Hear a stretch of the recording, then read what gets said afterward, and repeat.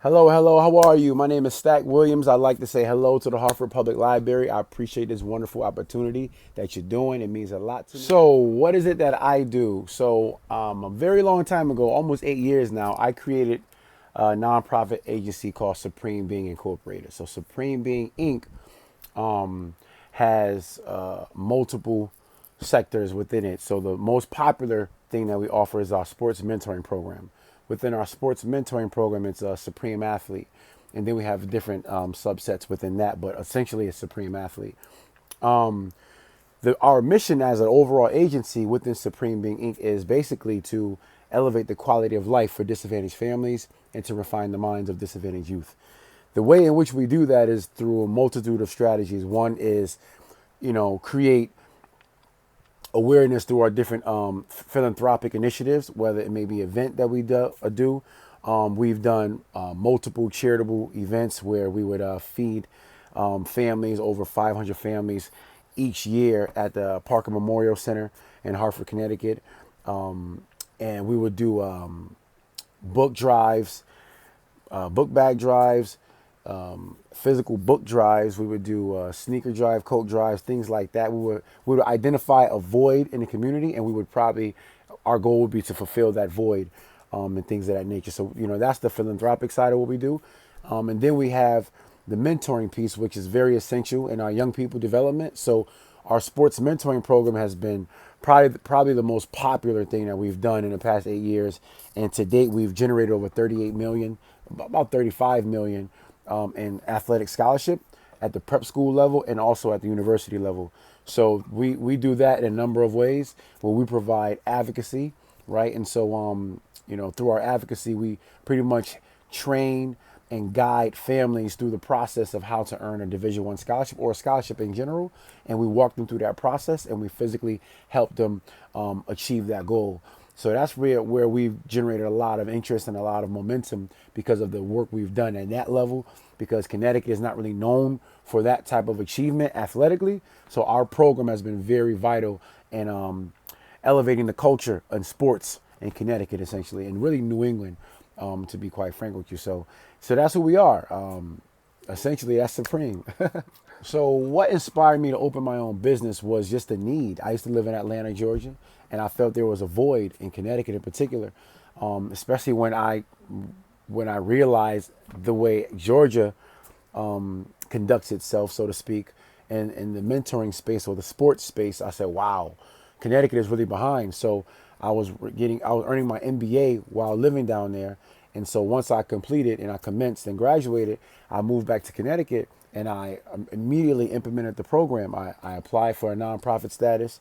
I received it, and I got to work. And it's been a blessing ever since. So it was really just fulfilling a void and being a part of that void during my adolescent years. I say, if I would have had something like this, then my trajectory of my journey would have been extremely different than what it was. So I said, well, let me try and go out and help young people experience the athletic journey a little differently.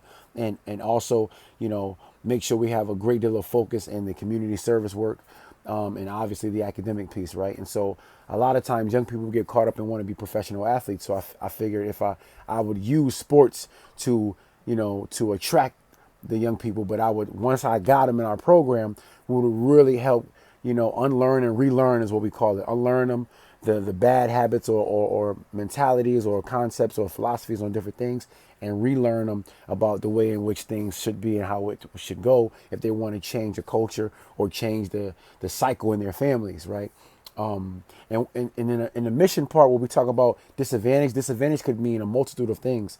It doesn't really necessarily mean from a socioeconomical standpoint only. You could be at a disadvantage athletically as well. There's so many ways to be at a disadvantage, and so we wanted to really make sure we focused on those areas in which we felt a family or a child was at a disadvantage. And then back to the unlearn and relearn process, it goes to the mission where we talk about refining the mind. So our young people must undergo a refinement process in order to yield the results in which a lot of them are looking for from the athletic space.